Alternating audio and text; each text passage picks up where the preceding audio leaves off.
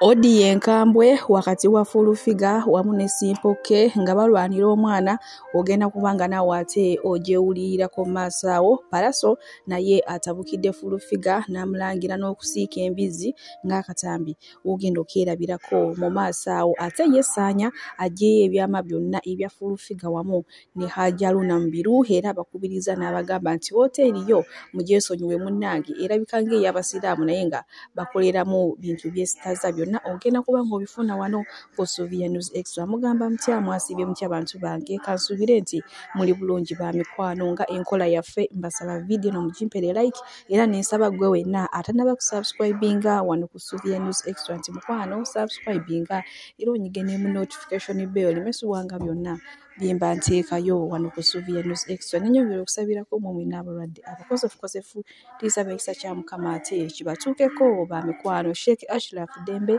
omusomi w'edduwa onono ng'akola ku nsonga z'amaka oyagala kufuna butuuze bweru bizinesi zo nga tezitambula bulungi mukubireko ku nnamba y'essimu era wate wamma akusomera edduwa. Sigenda kulwisa era nga nkuvuze butereevu paka ate wa Simple K. Nabasuubiza ne mbagamba nti ngenda baleetera audio ebadde enkambwe ennyo ng'erimu buli kivumo kya buli kika. Full-Figure kye yavumye Simple K oluvannyuma lw'okumugamba nti katuwe bituuse omwana mumpe ekimala kimala ebbanga ly'omulabiridde limala nange nga nze taata mpa nkola omulimu gwange. Bannange omwana Museveni afuuse ensonga wakati wa Simple K ne Full-Figure. Sooka owulire embiranye eyabadde mu audio nga Simple K abanja omwana Full-Figure. Bino byosimanyiwa gye bigenda kuggwera naye munnange kyandiba ekituufu ngono omwana wa Jennifer nga mwana wa Simple K.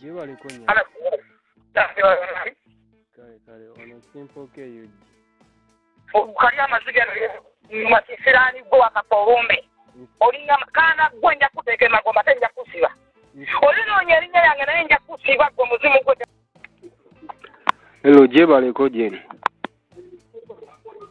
Hello. Onani? Oze mukubira mama omuvumavuma naye onani ono Simple K. Kisirani gwe nga tukanyinge out Kyoba omanya tujja kyonna. No problem. Kyomanya toyina ate kubira maama wale magano okutuula twogere ensonga zange. Tugenda mu kooti okuproving omwana waba woti mukuuse. Watabeewo akooti kaffe. Akamanyiro kakirikobitawasiri. Tugenda mu kooti tewekasoneza looya. Tugenda mu kooti wanabe omwana wuwo nga tumukuwa. Ekyo kyenjagala. Bonna bakuwaga toyagewadde kitalya. Abakuwaga onatuke. Ebintu nyongera okubategeeza nti biri siriyasi ezo audio z'owulidde zibadde wakati wa Full-Figure wamu ne Simple K. Full-Figure ng'agezaako okutiisatiisa Simple K gwe tonja samira simanyi biki nga namwate we mbiwulidde. Ngenda baleetera audio endala empanvu era nga yo ya ddakiika 16. Ngenda kugibaleetera mu vidiyo eddako naye nga bambi omwana ye akoze ekisoboka kyonna Simple K okulaba ng'omwana we Museveni afuna obwenkanya naye Chaka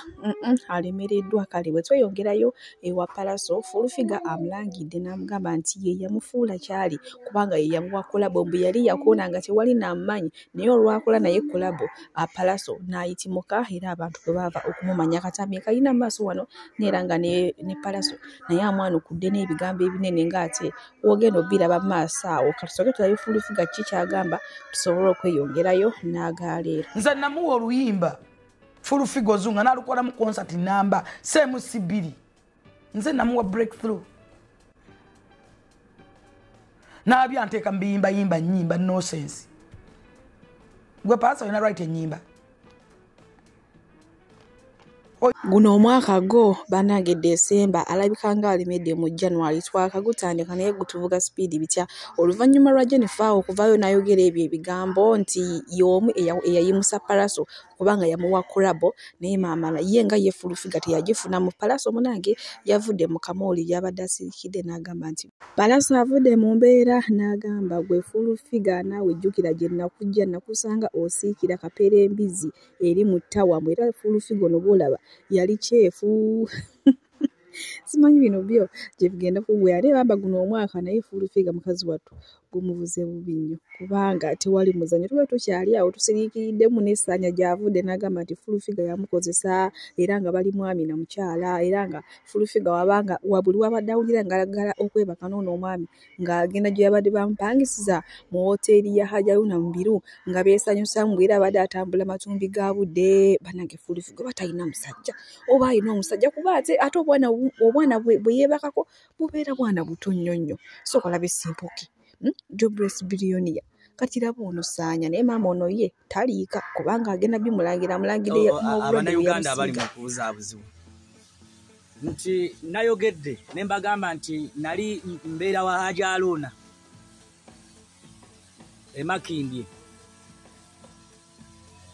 Emakindye ku hoteri ya Hajaluna eyitibwa H&M emmanju awo waliwo lodges ze baapangisa era ekiro olunaku lwe nava mu kkomera Full-Figure mu lunaku olwo lwe nava mu kkomera Full-Figure yankozesa oluvannyuma lw'okubagamba nti nze Saanya maze emyaka 4 seegatta nansaasira n'agamba nti era mbadde mbeera Emakindye awo nga Full-Figure akolana mukyala wange teri kisinga kunnuma nti Full-Figure yansiiga enziku naye nga mbadde mbeera Emakindye era olunaku lumu ngenda kuŋŋaanya bannamawulire mbatwale awantu we mbadde nsula kakati olwaleero Hajaluna agamba nti tammanyi ate yawulira ebyafaayo byange mubuuza ebyafaayo byange ani yabimugambye era yabiwulira atya biri ku Facebook biri ku social media saagala Hajaluna obuzaabuze bantu oli musajja musiraamu naye simanyi ya rabbi gwe buli kikolobero kinaakolwanga musiraamu simanyi lwaki tajjaako nkofiira abantu mbakunga okwewala woteri ya Hajaluna afumba embizzi anywesa abantu omwenge mu mmere bayiwamu omwenge era ngenda kubatwalayo mbalage awantu we mbadde nsula era awantu awo mbadde nkeera n'endyange emmere nga yabwereere ntegerekeka kakati olwaleero waaba avaayo n'agira akalira akawulira mbadde mbeera awo ne Full-Figure mabega awo yabatwalawo lwaki teyamugamba nti awantu yamutwalawo nagamba nti wano omwana we namusinkanira era wano wembadde naye awantu awo wembadde nsula nti Full-Figure abadde ajja ekiro bwe yategeera nti maze ebbanga bwe banzija mu kkomera yaŋŋamba nti abasibe baba n'emikisa nga baakabata era yankozesa nanzijako embuzi yange ebbanga lye nali maze nga seebaka na mukazi Full-Figure yankozesa era ekiro kyonna okyo nasula na Full-Figure n'ennaku ezo zonna zembadde mmalawo zembadde mmazeewo mbadde embeera ne Full-Figure nga ajja ekiro mu matumbi budde nanneebakako nankozesa era yali yanfuula muganzi we yali yampasa Emakindye ku hoteri H&R emmanju waliwo lodges nja kubatwalawo era nga waliwo omulyango mbadde nkozesa akalyango ak'emmanju nga bwenzigulawo ngenda buterevu wali mu hoteri ya Hajaluna munda waliwo n'omusaala awo waliwo ka TV abantu we basaalira naye musajja mukyamu munnanfuusi simanyi na kyakola mu busiraamu lwaki teyeerira mbizzi ye olwaleero ayasama nti ate oyo simumanyi nze Saanya teri atammanyi mbadde nzijawo awo bannamawulire nga bansisinkana awo Full-Figure ng'akolera awo gundize views ze zonna buli kimu kyonna nga tukikolera embeera bwetyo munnange ate bweri ku Saanya mbu Full-Figure yamusiiga obulwadde ne Full-Figure naye akayagala nnyo abaana abato kubanga otunuulira Simpoke n'otunuulira Jobless Billionaire kati n'otunuulira n'ono mbu munnange yamusookerako oluvannyuma lw'okumala emyaka 4 mu kkomera nga teyeebaka na mukazi yenna era atakomyeko aggyeyo obukakafu bwa Hajaluna Mubiru mbonga hoteri ye munnange bwetali nnungi emmere bagigattamu omwenge n'ebintu ebirala bingi nnyo ng'ate nammwe mwewulidde ngenda kubanga mbaleetera paati tuhendala ng'ate aleetedde ddala obukakafu kale bwe twayongerayo ewa Fikigaza olunaku lw'ejjo akatambi ako kasibye katambula nnyo oluvannyuma lw'okugenda ewa minisita w'abavubuka omwami Balamu ate ng'agenza okukimayo obuyambi asobole okukolera abaana abali mu ghetto ndowooza ekisingawo naye maama ba abaana batandise dde okuyitabula nti bakomezaawo n'akatambi ke yali ne Bobi Wine era nga balina bye bakola.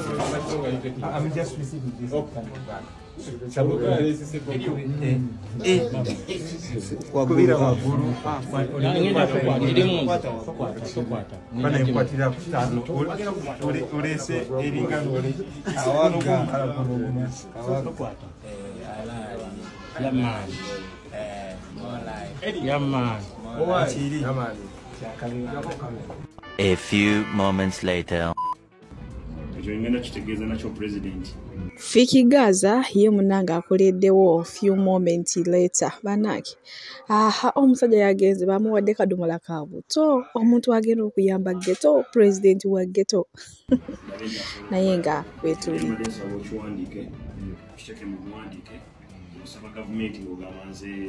Fiki Gaza kabaka wa Gaza Empire machindye ina abana abato abami bwetweyongerayo ewa Bridget munange ono nno mulokole mukyala musabinga w'omulaba ku myaka gye emito munange ennyumba yo etambula bukwako era ng'eddukira ku speed za yiriyiri omwami Bebekulu yeeyama okuzimba eno ennyumba singa abantu banaba bazze mutondeka ekiwatula era abantu munange baawulira omulanga gw'ono omwana ne bajja ne bamuwagira mbujjuvu naye nga bwenjogerera ssaawa zonna ennyumba enaatera okuggwa yasalawo bintu byonna bikolera mu kamera kubanga n'okusaba obuyambi bajjira mu kamera ngenda kubanga batuusako wano Bridget katono Bridget uli otya buuza ku bantu obooluganda mukama yeebagibwe amanya gange namingo Bridget Mulembe ne bajja mukama kubanga ennyumba yange etandise bannange ennyumba ya Bridget etandise yiyo omusingi bagusimye materials zijja mu maanyi siminti ali mu nyumba yakayumba bakagiza siminti naye bannange Bridget kale weebaza abantu beebaze kumpa sente ne bandimbira ennyumba yange mukama abawo omukisa Anko Bebekulu n'abalala bonna bamukwatiddeko kale basi ye ssaala ya Bridget nga tugitadde ku bbali kuvuze butereeva ate paka w'oyo omukyala gw'olaba munange gwe wenna amumanyi oba maama wo oba ssengawo oba jjajjaawo munange ayatabuseemu omutwe era asangiddwa nga yeeyambudde bukute nga we yazaalibwa ezo ngoye bazimutaddeko obuteesibwa mpaka ayogera ebitakwatagana agamba famire ye yonna abaana n'omwami bambuze okuba nange temujja mu inbox kunsaba akavidiyo k'omukyalo ono nga yeeyambudde sigenda kabawa mukitegedde ekintu ekyo naye nga bambi gwe wenna amumanyi tambuza vidiyo oba jangu mu inbox yange asobola ate okuyamba kale ngenda kubanga mubalekerako era nze kamba sibulire wano omukama abampeera ekimusingo bwajja bakutwale bakujjanjabe bakujjanjabe omutwe gwo si bulungi naye tuddamu kweyambula tuddamu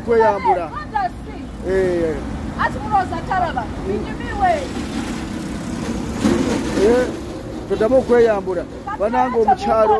omukyalo ono abuliddwako abaabwe ate ng'acyankala nnyo obwongo alabuse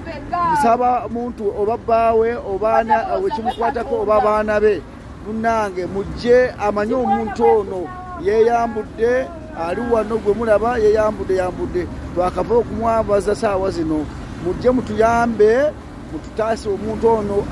ali wano wenyini ku Rubies Bombo Road opposite Rubies Bombo Road wenyini ku dduuka erya Mmogo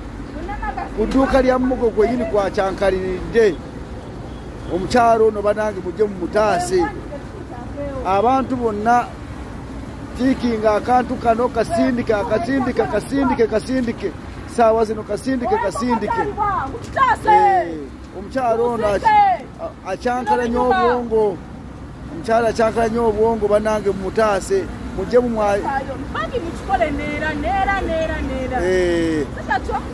saba obuyambi saba bajje bakunone nalaluka sitegera kyendi sitegera kigenda mu maaso katonda musiru fa batonda buli kimu bamwe abankwata ka vidiyo fete tukaba subi tukyayaganye ne twakizinya mu matako katukizike tulabe ebirala bajja kujja bakunone bakunone bakutwale bajja kujja bakunone bulange omuntu amanyi omuntu ono munange togayalirira oba mwana we oba ani abalungi abatuwuliriza era abatulaba olunaku olwaleero tukyaddeko ewa Sheikh Ashraf Dembe. Sebo nsanyusa okubalaba. Amannya agange nze Sheikh Ashraf Dembe akola ku bizibu by'enjawulo. Omuntu singa aba alina ebirwadde musomereddwa tumuwa amazzi ga lukuya nga bw'obadde ogalaba tugenda abantu ku kyoto ne twokya emizimu emibi egibabaamu n'okulomba edduwa abantu singa abeera ng'ali wano atuuse nsobola okumulombera edduwa ne waba atatuuse nga mpadde amannya ge naye ng'ali wala netaze enamba yange yeno eri 0707363711 namwe bannyinaffe abali ebweru oyagala okuba nti oyagala okulombera ku dduwa ng'olina ebizibu viza zibuze amaka gakolongotana sente zikola zimpita mu ngalo ojja kumpeereza ekifaananyi kyo n'amanyago ebyo byokka bijja kummala nja kukulombera edduwa ojja kutereera olunaku olusembayo mu mwezi mba n'edduwa eyawamu ffenna n'abalwadde bange abakadde n'abapya. Assalamu alaikum warahmatullahi wabarakatuh.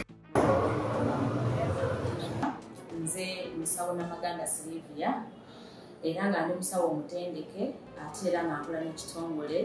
kibayita Bright Future Superior Unique Manufacturers ebirungi